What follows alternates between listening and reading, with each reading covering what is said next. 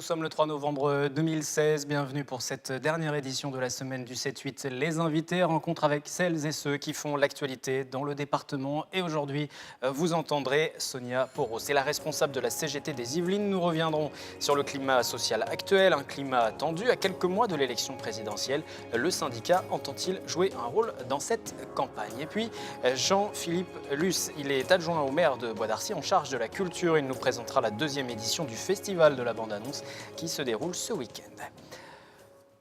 Pour débuter, nous revenons donc sur ce climat social tendu actuellement dans le pays. Action des salariés de la Poste, par exemple, inquiets de la réorganisation prochaine de leur travail. Manifestation le 8 novembre des infirmières, une profession qui se déclare en souffrance. Les policiers qui, eux aussi, battent le pavé depuis plusieurs semaines. De nombreux corps de métier expriment leur mal-être. Et je reçois donc ce soir Sonia Porot, la responsable CGT dans les Yvelines.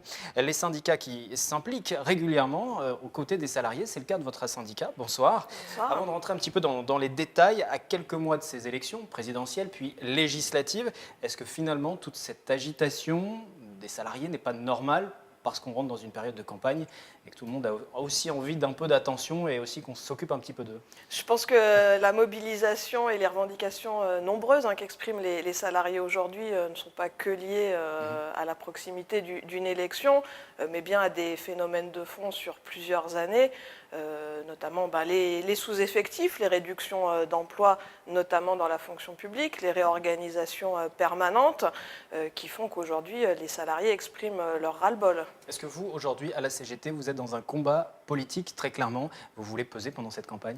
La CGT, bien sûr, veut peser dans les débats politiques, pas au sens partisan ou politicien du terme, mais bien sûr, les propositions des candidats sur les aspects sociaux ou économiques ont des impacts sur les salariés, sur les retraités, sur les jeunes qui vont entrer dans la vie active. Donc ce que proposent les candidats, bien sûr qu'on le regarde par rapport à nos revendications, aux besoins des salariés. Vous avez le sentiment qu'aujourd'hui, la dimension sociale est plutôt absente des débats qui sont organisés autour des potentiels candidats? Ce soir doit se tenir le deuxième débat, justement, des Républicains et du Centre pour cette primaire. Vous avez le sentiment qu'on oublie le social?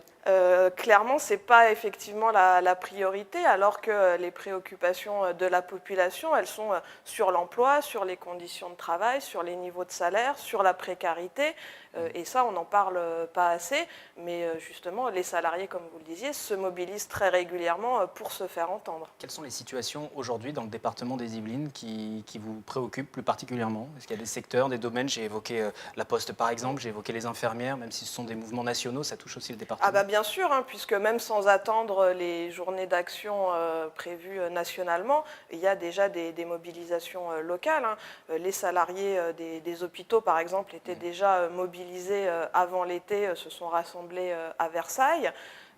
Donc il y a déjà des mobilisations. On a par exemple une très belle mobilisation pour la sauvegarde du bureau de poste de Plaisir-Gare, avec une très forte implication des habitants et des usagers qui est vraiment intéressante. Et dans plein d'entreprises, il y a des mouvements sur les conditions de travail et les salaires. On vous a vu aussi récemment aux côtés des travailleurs sans papier dans un conflit qui les opposait notamment au groupe Sodexo. Où en est ce conflit? Alors on a pu trouver un accord avec l'entreprise sur le processus de régularisation, puisque la CGT se bat pour faire reconnaître le travail de tous les salariés, y compris de ceux qui sont sans papier. Et c'est un combat qui est très, très fort dans la CGT, puisque quand on renforce les droits des plus précaires, les travailleurs sans papier, les travailleurs détachés, les contractuels dans la fonction publique ou les intérimaires, on renforce les droits de l'ensemble des salariés. Donc c'est vraiment un combat important pour tout le monde salarié. Plus largement sur la situation sociale aujourd'hui en France, la cassure avec le gouvernement, elle se situe où sur ces dernières années? C'est la loi travail?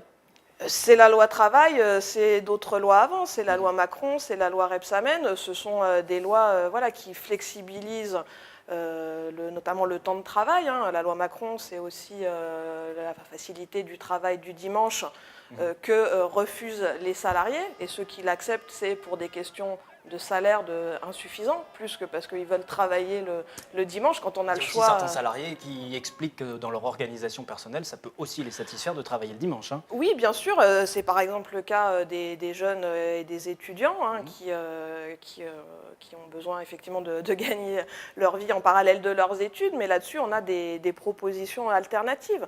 Par exemple, voilà, d'augmenter les bourses et d'offrir de quoi vivre aux étudiants pour qu'ils puissent se consacrer à leurs études, c'est une des revendications de la CGT. Et c'est d'ailleurs une des victoires du mouvement contre la loi travail, d'avoir permis des avancées pour les jeunes. Et le maintien de la bourse, par exemple, sur l'entrée du marché du travail. Si la CGT avait un candidat, ce serait Jean-Luc Mélenchon?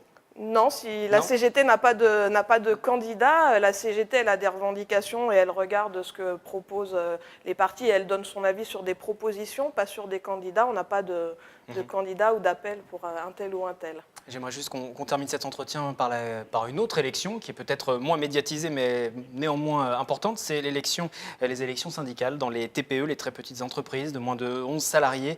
3,5 millions de salariés qui travaillent dans ces petites entreprises de moins de 11 salariés vont devoir élire leurs représentants syndicaux qui vont négocier ensuite les conventions, les accords collectifs au niveau des branches professionnelles notamment. Comment vous abordez ce scrutin qui a par le passé, il y a eu un précédent, c'était en 2012, avait assez peu mobilisé, la participation était de seulement 10,4%.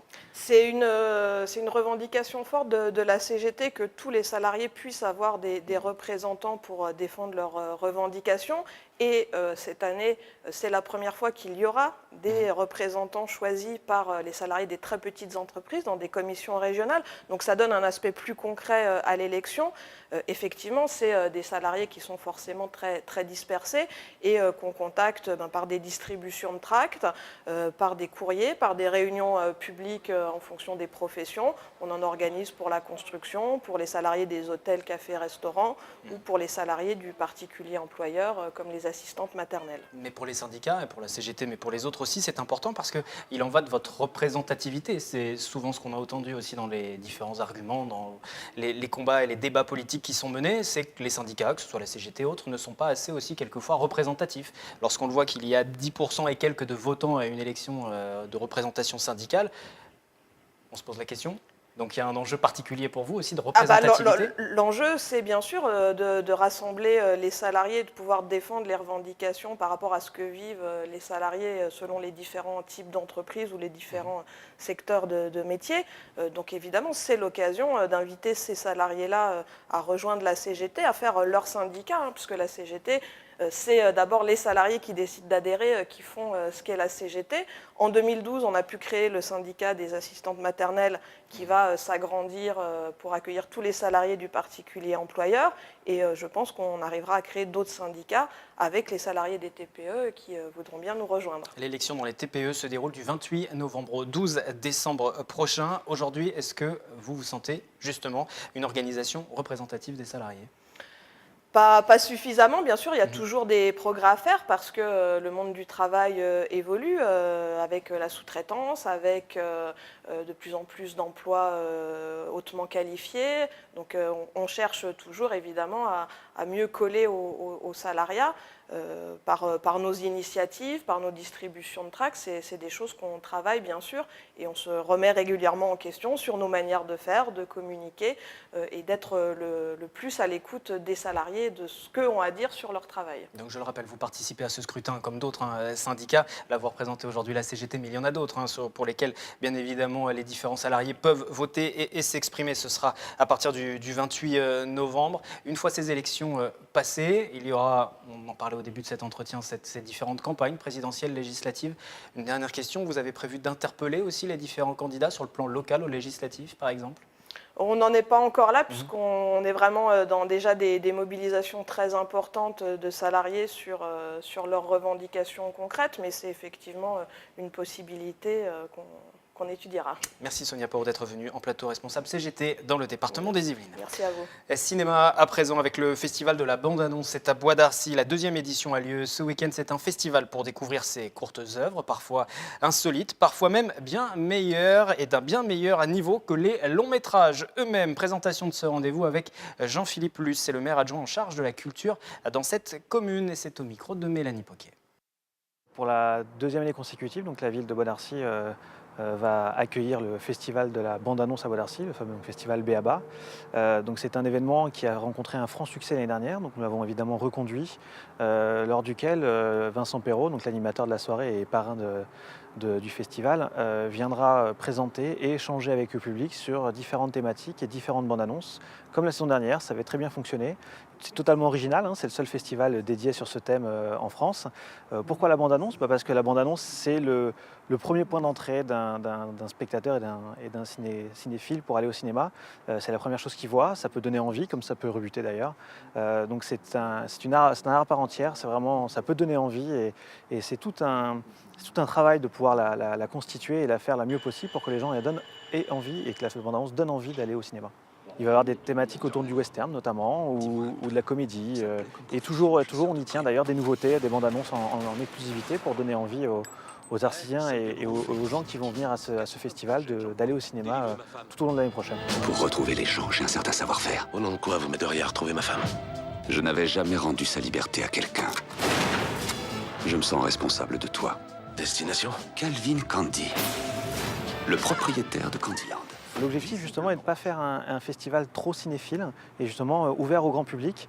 Donc il y aura notamment une des premières bandes annonces officielles qui date des années 1920 en partenariat avec le CNC, mais il y aura aussi des films récents, moins récents, connus ou moins connus du grand public. L'objectif étant justement de faire partager les connaissances de Vincent Perrault et faire une soirée intéressante autour de cette bande annonce. Donc des bandes annonces connues comme moins connues.